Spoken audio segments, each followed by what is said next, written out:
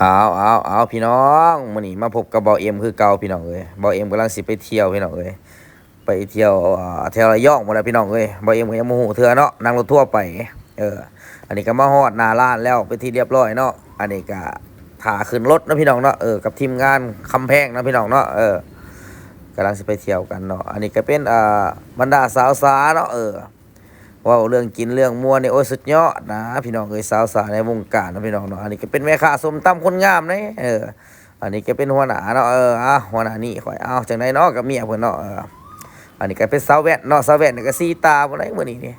คันว่ากลางค่ำกลางคืนนี่เพิ่นบ่หลับบ่นอนไหนกลางเว้นปึ๊บนี่ใส่สีตาโลดเพิ่นนี่เพิ่นว่าบ้านนี้เฮาก็ได้มาฮอดเด้อพี่น้องเอ้ยมาฮอดมาถึงแล้วพี่น้องเอ้ยหลับมาสุดทางจักมาฮอดตอนไหนก็บ่ฮู้เนาะ นั่งรถทัวร์มาพี่น้องเอ้ยนี่ก็มีบรรดาสาวๆเนาะคู่ผัวเมียก็หลายเด้อพี่น้องเอ้ยอันนี้ก็เป็นปลาใหญ่สุดหล่อเนาะอันนี้ก็เป็นนักย่างเตาถ่านนะพี่น้องเอ้ยนี่คำเพ่งสุดเท่งว่าซั่นปลาเตอะอันนี้ก็เป็นหัวหน้าโจ้เนาะเตาย่างเตาถ่านนี่ก็ดิเพิ่นสุดยอดเพิ่นว่าเรื่องย่างเรื่องหยังบอกข่อยเลยข่อยย่างให้ได้เบิดเพิ่นว่ากับเรื่องกินเรื่องอยู่นี่ม่วนเพิ่นว่าช่วงนี้เพิ่นกำลังมีความรักเด้นักย่างเตาถ่านนั่นก็ดีอันนี้กำลังเดินทางเข้าที่พักเนาะพี่น้องเนาะที่พักของเฮาก็ให้เอาเสื้อผ้ามาไว้ก่อนเนาะพี่น้องเนาะเอาเสื้อผ้ามาไว้ที่โรงแรมก่อนเนาะเอาตอนนี้เรากำลังจังหวะเดินเข้าไปเนาะที่โรงแรมเนาะทีมงานก็หลายคนอยู่พี่น้องหา60ชีวิตพู้นแหละนี่ว่ายังมาบ่ครบเด้อพี่น้องคันว่ามาครบนี่จักสิขนาดใดแล้วนี่หลังจากนี้เฮาปึ๊บเฮาก็สิไปหากินข้าวต่อเด้อพี่น้องตอนนี้เฮาก็มาฮอดที่ร้านอาหารอีหยังก็บ่ฮู้แล้วพี่น้องบอกเองก็บ่ได้อ่านชื่อร้านดอกมาฮอดปึ๊บก็ลงมากินข้าวกันหิวข้าวไปอย่างแรงเลยพี่น้องก็สิมาสอบถามบรรดาเพื่อนๆเนาะหรือว่าทีมงานคำแพงเขาเนาะเจมันก็ใจดีได้หิวน้ำหิวโคกมาให้อีกอันนี้ก็เป็นเจคิตตี้คนงามเนาะกำลังสัมผัสเพิ่นก็ว่าโอ้ยเขาทาเพิ่นว่าแซ่บหลายต่ำตื่นใจเพิ่นว่าหัวหน้าใจดีแห้งเนาะพามาเล่นมาเที่ยวพามากินมาอยู่เพิ่นว่าโอ้ยเพิ่นก็เว้าของเพิ่นนั่นแหละเนาะตามภาษาคนงามเพิ่นนั่นแหละ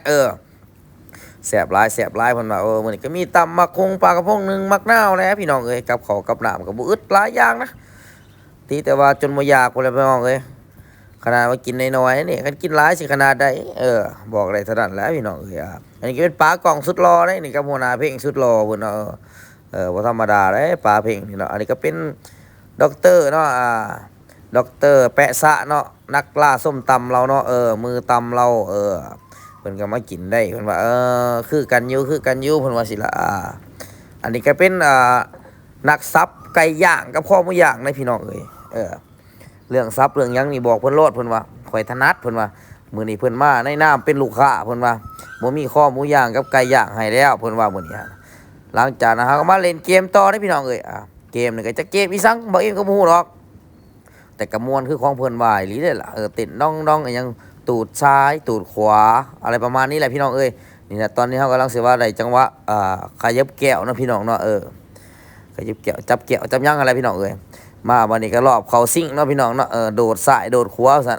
ผู้ใดถือสีแดงแม่นยังผู้ใดถือสีเหลืองแม่นตายว่าซั่นซะเนาะมันหยุดสีเหลืองตายสีแดงชนะเพิ่นว่าตัวเก็บภาพบรรยากาศตอนแรกนะบัดนี้มากินข้าวต่อพี่น้องตอนแรกก็บรรยากาศสดๆเลยพี่น้องก็มากินข้าวเนาะพี่น้องเนาะมากินข้าวนี่ก็มาสัมภาษณ์ทีมงานเนาะกินข้าวกินน้ำแล้วก็สิได้บรรเลงเสียงเพลงนะพี่น้องเครื่องนักร้องเขานี่ก็มีประจำวงอยู่แล้วเนาะวงคำแพงเขานี่มีเบิดเนาะนักร้องโคซกจัดให้ตามคำขอเลยพี่น้องอันนี้จะเป็นบรรดาสาวสาเนาะแต่อันนี้ก็หัวหน้าบูนสุดหล่อว่าได้เนี่ยกลางเว้นนี่เพิ่นง่วงนอนกลางคืนนี่ตาใสเพิ่นว่าปานนกเขาแมวเพิ่นว่าอันนี้ก็เป็นหัวหน้าเพลงเพิ่นมื้อนี้เพิ่นแปลงร่างเป็นสาวไห้สาวหน้าได้เพิ่นว่าเรื่องเฮ็ดนี่บ่ต้องห่วงอันนี้ก็เป็นบรรดาสาวเนาะโอ้ยสาวๆเต็มโต๊ะพุ่นน่ะป้าโตอันนี้ก็เป็นผู้สาวที่ข่อยแอบมักนะปัดจ้ะคันมักเขาก็ดีแต่เขาบ่มักนะอันนี้ก็เป็นเริ่มขยับซ้ายขยับขวาได้พี่น้องนี่ในฟังเสียงเสียงเพลงนำได้นี่พวกสาวเซกองผู้ไหนผู้น่ะนี่เนาะสาวเซกองบ่ได้เด้อบ่ธรรมดาได้เพลงนี้เด้ออันนี้ก็เป็นหัวหน้านี่เนาะขยับซ้ายขยับขวาเบี้ยคือจังมากินฮีฮอเดียวกันอยู่ไปก่อนหมู่เพิ่นว่าโยกแข้งโยกขาก้อนมูแล้วเพิ่นว่าขโมยโยกแข้งโยกขาจะนำมันสิบ่อดบ่ม่วนแล้วบรรยากาศข้างทะเลแล้วนะริมทะเลแล้วนะพี่น้องสดๆโลดนี่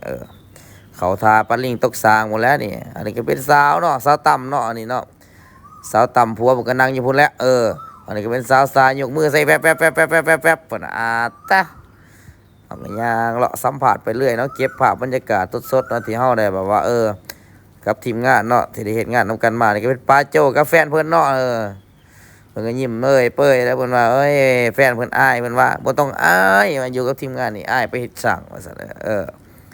เรื่องอายเป็นเรื่องน้อยว่าซั่นโอ้ยอยู่กับข่อยบ่ต้องอายได้เขาว่าสิแหละ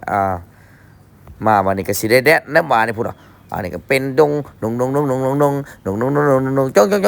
จ้องบ่าวเอ็มนี่ก็ขึ้นหน้าเวทีพุ่นไหนนี่อันนี้ก็ได้จักไปขึ้นฮอนได้พี่น้องเอ้ยเรื่องขึ้นเว